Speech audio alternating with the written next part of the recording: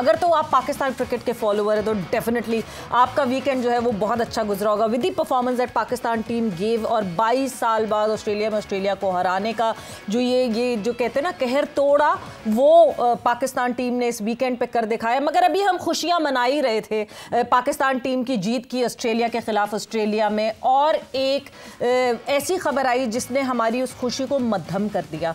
वो खबर थी चैंपियंस ट्रॉफी को लेकर, और जिस तरह BCCI का रद्द अमल अलग अलग प्लेटफॉर्म से सामने आया, एक ऑफिशियल लेटर की फॉर्म में या एक ऑफिशियल रिटन फॉर्म में अभी तक सामने नहीं आया। मगर PCB is ready and they are gearing up कि ऐसे मौकफ पे क्या उनका स्टैंड क्या होगा, उनका क्या मौकफ होगा ऐसे डिसीजन पे अगर BCCI पाकिस्तान ट्रैवल नहीं करते हैं चैंपियंस ट्रॉफी के लिए। तो एक तरफ तो हम खुशी मना रहे हैं पाकिस्तान की इस जीत की, और दूसरी तरफ हम अब डिसीजन मेकिंग डिस्कशंस पर आ गए हैं कि करना क्या चाहिए पाकिस्तान को अगर BCCI ट्रैवल करने से मना कर दी। तो सारी डिस्कशन आज हमारे शो पे होगी। We have a lot of guests with us here on जोर का जोर। मैं हूं सवेरा पाशा और मेरे साथ मौजूद है हाफिज मोहम्मद इमरान। और बिल्कुल सवेरा जैसे आपने कहा, ये टूटा खुदा खुदा करके 22 बरस के बाद, और फिर आपने साथ ही चैंपियंस ट्रॉफी का भी जिक्र किया, तो इसी को कहते हैं पलटना झपटना, झपट कर पलटना। तो ये सारी चीज़ें उसी से मिलती हैं कि पाकिस्तान की क्रिकेट इसी तरीके से है, 1 मिनट में नीचे है, दूसरे मिनट में ऊपर है। तो ये चीज़ें साथ हैं। पाकिस्तान जैसे आपने चैंपियंस ट्रॉफी का जिक्र किया कि पाकिस्तान के लिए भी एक मुश्किल वक्त जरूर है। पाकिस्तान किस तरफ जाता है, पाकिस्तान में लोग इस हवाले से क्या बात करते हैं, क्या सोचते हैं, इसी हवाले से हम आज जरूर बात करेंगे। बिल्कुल जी, बिल्कुल ये डिस्कशन हमारी डेफिनेटली होगी। और मेरे ख्याल से वक्त ज़ाया किए बगैर हम डिस्कशन का आगाज़ करते हैं। पाकिस्तान के senior sports journalist Shahid Hashmi साहब हमारे साथ मौजूद हैं। शाहिद साहब, अस्सलाम वालेकुम and welcome to the show. वालेकुम अस्सलाम सवेरा। वालेकुम सलाम हाफिज इमरान। शाहिद साहब, सबसे पहले तो ज़रा हम खुशी की बात कर लेते हैं, उसके बाद जो एक घबराहट वाली बात है उसकी बात करेंगे। तो खुशी की बात डेफिनेटली पाकिस्तान ने 22 साल बाद ऑस्ट्रेलिया को ऑस्ट्रेलिया में शिकस्त दी। क्या हुआ इन लड़कों को अचानक, क्या स्किल लेवल बढ़ गया इनका, क्या मतलब ये कहानी में इतना बड़ा ट्विस्ट कैसे आया, इनकी बॉडी लैंग्वेज इतनी कैसे चेंज हो गई? क्या एक रिजवान के कप्तान बनने से सारी तब्दीलियाँ हुई या और भी कुछ हुआ बैक हैंड में?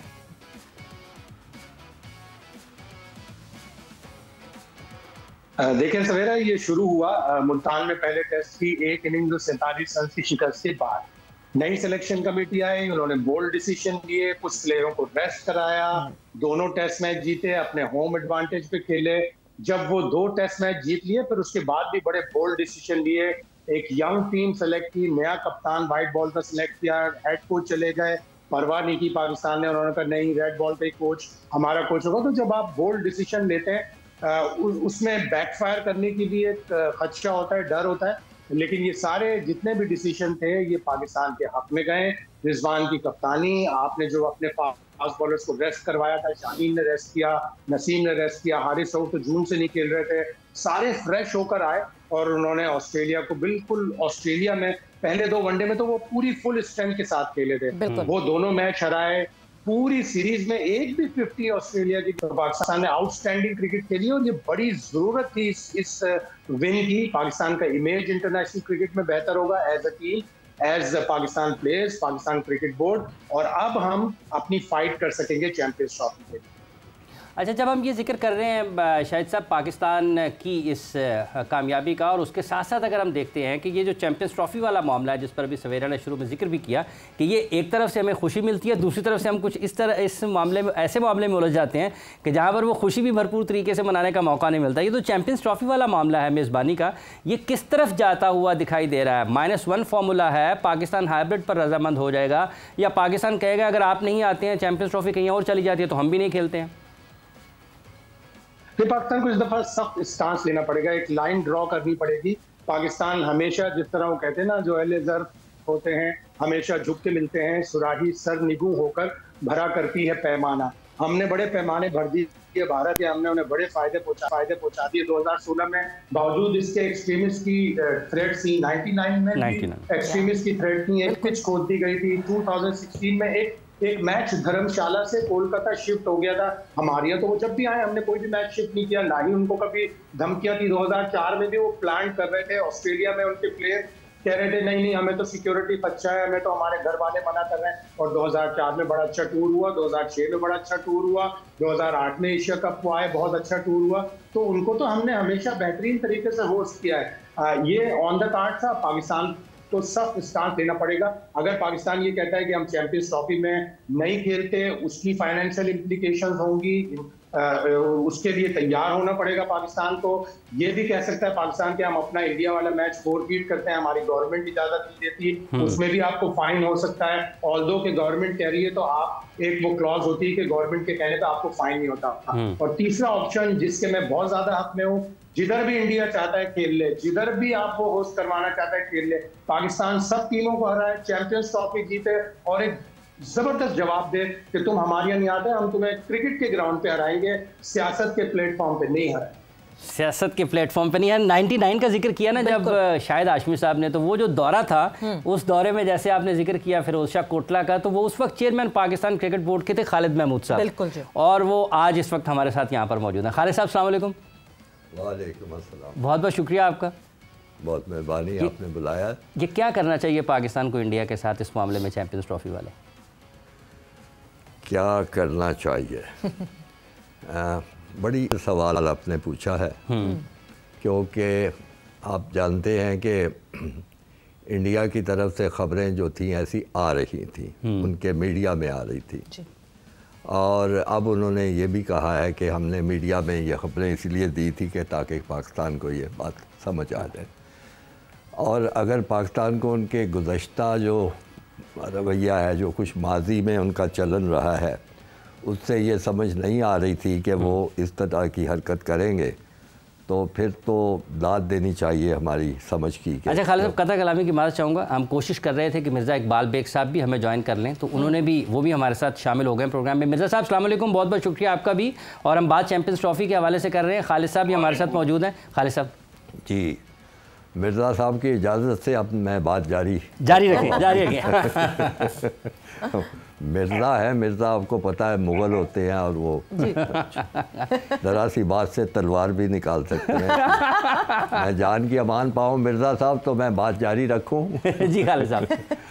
तो मैं अर्ज़ ये कर रहा था कि ये इसके तलवार नियाम में रख दी वापस।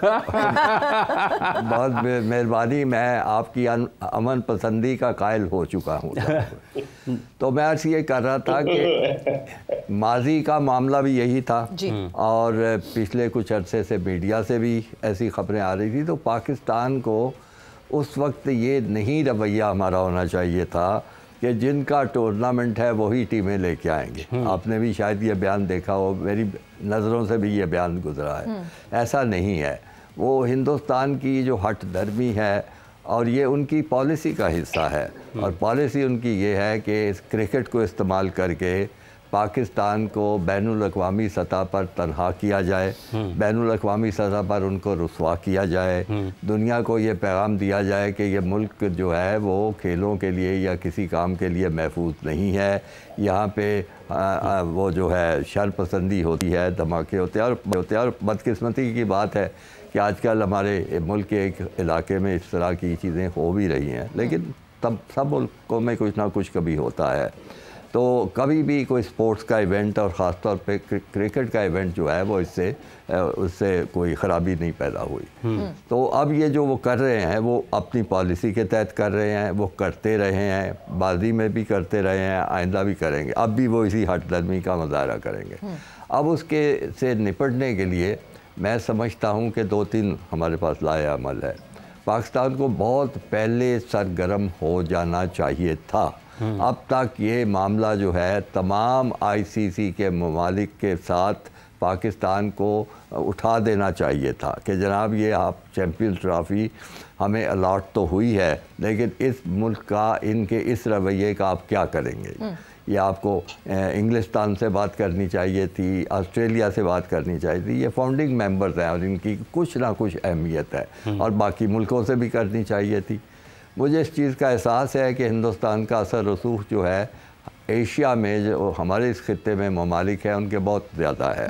उनका असर रसूख बांग्लादेश पे भी है, श्रीलंका पे भी है, अफ़गानिस्तान पे, सब पे है। ये सारी चीज़ें दुरुस्त है, लेकिन जब आप दुनिया में आवाज़ उठाते हैं और इसको एक इशू बनाते हैं, तो हर इस हट दर्मी का जवाब तो हिंदुस्तान को देना पड़ेगा। वो ज़ाहिर इंग्लिस्तान पूछता है कि भाई अभी हम 3 टेस्ट मैच खेल के आए हैं, हमें कोई मसला नहीं पैदा हुआ, आप ये क्या कर रहे हैं। ऑस्ट्रेलिया को भी ये सवाल उठाते तो वो भी पूछते हैं। उनकी कम से कम क्रिकेट की हद तक एक तवाना आवाज़ है। ठीक है, हिंदुस्तान में पैसा बहुत है और कॉरपोरेट सपोर्ट है क्रिकेट के, इस वजह से उनके नखरे देखे जाते हैं। अब आप देखें कि वो ICC पे भी काबिज हो चुके हैं। ये सारी बातें अपनी जगह दुरुस्त है, लेकिन मैं समझता हूँ कि आजकल जितनी कमज़ोर पोजीशन हिंदुस्तान की है बैनुल-अक़वामी सतह पे, इससे पहले मैंने कभी नहीं देखी। वजह उसकी क्या? वजह उसकी क्रिकेट नहीं है, वजह उसकी ये है कि वो दुनिया के दूसरे ममालिक में दखल अंदाजी करते हुए पाए गए हैं और पकड़े गए हैं। आपने देखा होगा कनाडा से कितनी खुल्लम खुल्ला उनके ख़िलाफ़ हो रही है बातें। अमेरिका भी अब जो कि उनकी हमायत करता था, वो भी कनाडा की हमायत कर रहा है। तो इस वक्त उनकी पोजीशन कमज़ोर थी। अगर हम क्रिकेट खेलने वाले 8-9 मुल्कों के साथ रब्ता करके उनको लॉबी करते, उनको बताते कि जनाब ये तमाशा जो है हर दफ़ा होता है, आप इसका एक दफ़ा ही तदारक करें जो करना चाहिए, ये हमें करना चाहिए था। मेरा ख्याल है इसमें हमने सुस्त रवि का मुजाहरा किया, इसमें हमने किसी तरह की कोई कार्रवाई नहीं की।